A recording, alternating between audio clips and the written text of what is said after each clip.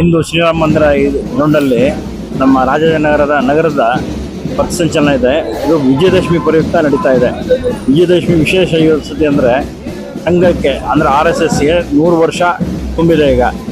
ಆ ದೃಷ್ಟಿಯಿಂದ ವಿಶೇಷವಾಗಿ ಪಥಸಂಚಲನ ಇಟ್ಕೊಂಡಿದ್ದೀವಿ. ಮತ್ತು ಎಲ್ಲ ನಗರಶಃ ಅಂದರೆ ರಾಜನಗರ ಮತ್ತು ರಾಜನಗರ, ಕಮಲಾನಗರ ಇವೆಲ್ಲ ಸೇರಿ ಒಂದು ಇದು ಮಾಡ್ತಾಯಿದ್ವಿ ಪಥಸಂಚಲನದಲ್ಲಿ ನಮ್ಮ ಎಲ್ಲ ಸ್ವಯಂ ಸೇವಕರು ಎಲ್ಲ ಇದರಿಂದ ಗಣವೇಶ ಅಂದರೆ ನಮ್ಮ ಸಂಘದ ಯೂನಿಫಾರ್ಮ್ ಏನಿದೆಯಲ್ಲ ಅದನ್ನು ಹಾಕ್ಕೊಂಡು ಬರ್ತಾ ಇದ್ದಾರೆ. ಈ ಯೂನಿಫಾರ್ಮಲ್ಲಿ ಇಡೀ ಇದರಲ್ಲಿ ನಮ್ಮ ರಾಜನಗರ ಮುಖ್ಯ ರಸ್ತೆಗಳಲ್ಲಿ ಸಂಚಾರ ಮಾಡಿ ಅದರಲ್ಲಿ ನಮ್ಮ ಇದನ್ನು ಇದು ಮಾಡ್ತಾಯಿದ್ವಿ. ಸೊ ಇದು ನಮ್ಮ ಸಂಘ ಈ 100ನೇ ವರ್ಷದ ವನೋದ್ಯ ಕಾರ್ಯಕ್ರಮ ಇದು. ಇದಾದ ನಂತರ ಭಾಳಷ್ಟು ಬೇರೆ ಬೇರೆ ಕಾರ್ಯಕ್ರಮಗಳಿರುತ್ತೆ. ಮನೆ ಸಂಪರ್ಕ ಮಾಡುವಂಥದ್ದು, ಈ ಥರದ್ದೆಲ್ಲ ವಿಶೇಷ ಕಾರ್ಯಕ್ರಮಗಳಿರುತ್ತೆ.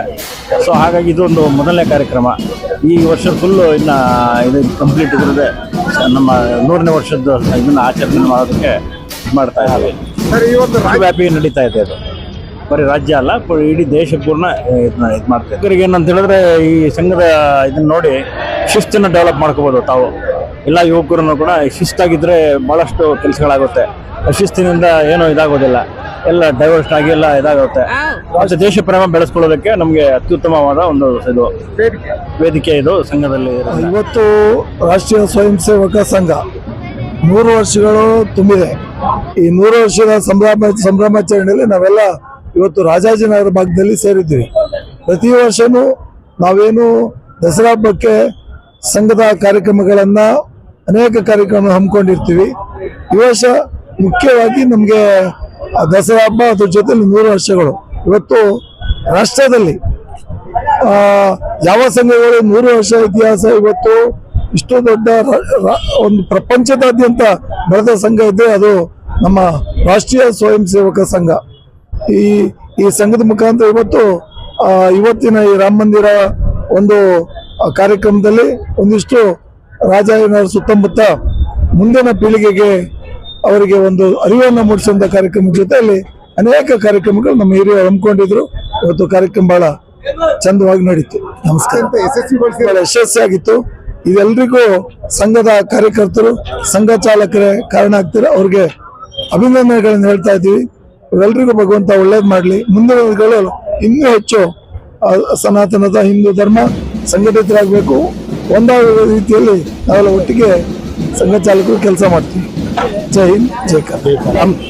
ಇಂದು ಸೆಂಟನರಿ ಸೆಲೆಬ್ರೇಷನ್ ಶತಮಾನದ ಒಂದು ಉತ್ಸವವನ್ನು ನಾವು ಆಚರಿಸ್ತಾ ಇದ್ದೀವಿ. RSS ಅವರು ಇದರಲ್ಲಿ ಭಾಗಿಯಾಗದೇ ಒಂದು ಎಲ್ಲರ ಭಾಗ್ಯ ಅಂತ ನಾವು ಅಂದ್ಕೊಂಡಿದ್ದೀವಿ.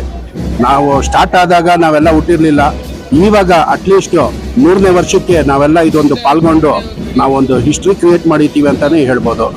ಅದ್ದೂರಿಯಾಗಿ ಇಡೀ ಬೆಂಗಳೂರೇ ಅಲ್ಲ, ಇಡೀ ದೇಶದಲ್ಲಿ ಮತ್ತು ಇಂಟರ್ನ್ಯಾಷನಲ್ ವಿದೇಶದಲ್ಲೂ ಸಹ ಈ ಒಂದು 100ನೇ ವರ್ಷದ ಅದ್ದೂರಿ ಆಚರಣೆ ನಡೀತಾ ಇದೆ.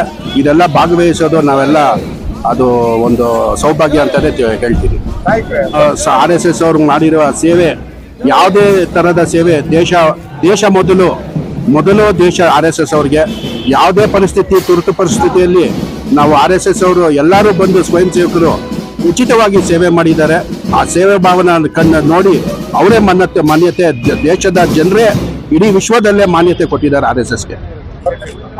BJP ಅಂದರೆ ಸಂಘಟನೆಯಿಂದಲೇ BJP ಬಂದಿರೋದು.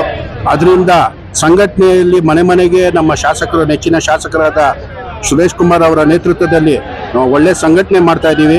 ಅವರ ಮಾರ್ಗದರ್ಶನದಲ್ಲಿ ಮುಂದೆ ಇದೇ ಥರ ಸಂಘಟನೆ ಮಾಡ್ತೀವಿ ಅಂತ ಎಲ್ಲ ಭರವಸೆ ಕೊಡ್ತೀವಿ. ಸೇವಕ ಸಂಘ ಹುಟ್ಟಿ 100 ವರ್ಷದ ಮುಗಿಸಿ ಇವತ್ತು ಒಂದು 100ನೇ ವರ್ಷ ಕಾಲಿಡ್ತಾ ಇರೋದು.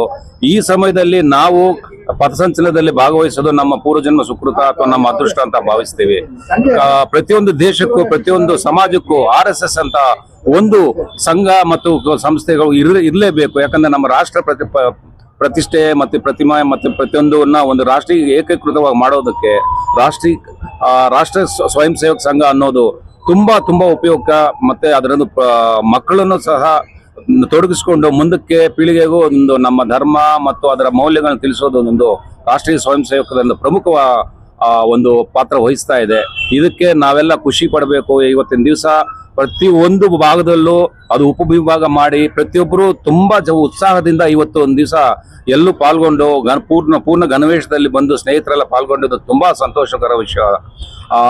ಪ್ರತಿಯೊಂದು ನಮ್ಮ ಭಕ್ತಿ ಮತ್ತೆ ಮೌಲ್ಯಗಳು ಅಂತ ಹೇಳಿದಂಗೆ ನಮ್ಮ ಸ್ನೇಹಿತರು ಹಂಚ್ಕೊಂಡಂಗೆ ನಮ್ಮ ಟೋಟಲ್ ಎಲ್ಲ ನಮ್ಮ ಹಿಂದುತ್ವ ಧರ್ಮನ ಒಂದು ಬೇರ್ ಸಮೇತ ನಿಂತೋದ್ರಲ್ಲಿ RSS ಪ್ರಮುಖ ಪಾತ್ರ ವಹಿಸೋದು ಹೇಳೋದೆಲ್ಲ ತಪ್ಪು ಅಂತ ಏನು RSS ಸ್ವಯಂ ಸೇವಕ ಸಂಘರು ಅಂತ ಹೇಳಿದ್ರೆ ನಮ್ಮ ಒಂಥರ ಸೈನಿಕರಿದ್ದಂಗೆ. ಸೈನಿಕರು ಇವಾಗ ಗಡಿ ಕಾಯ್ತಾರೆ, ಆದ್ರೆ RSS ಅನ್ನೋದು ದೇಶದ ಒಳಗಡೆ ಕಾಯ್ತೀವಿ ನಾವು. ಯಾವುದೇ ತರದ್ದ ಒಂದು ಯಾವುದೇ ಒಂದು ಪಕ್ಷಕ್ಕೂ ಹೋಗಲ್ಲ, ಯಾವುದೇ ಒಂದು ಬೇರೆ ಇದಕ್ಕೆ ಮಾಡಲ್ಲ. ಏನಂತ ಹೇಳಿದ್ರೆ ದೇಶ ಅಂದ್ರೆ RSS ಅಂದ್ರೆ ದೇಶಕ್ಕೋಸ್ಕರ ನಾವು ಏನ್ ಬೇಕಾದ್ರೂ ನಾವು ಮಾಡ್ತೀವಿ. ಹಗಲಿರುಳು ನಾವು ದುಡಿಯಕ್ಕೆ ನಾವು ರೆಡಿ ಆಗಿದ್ದೀವಿ.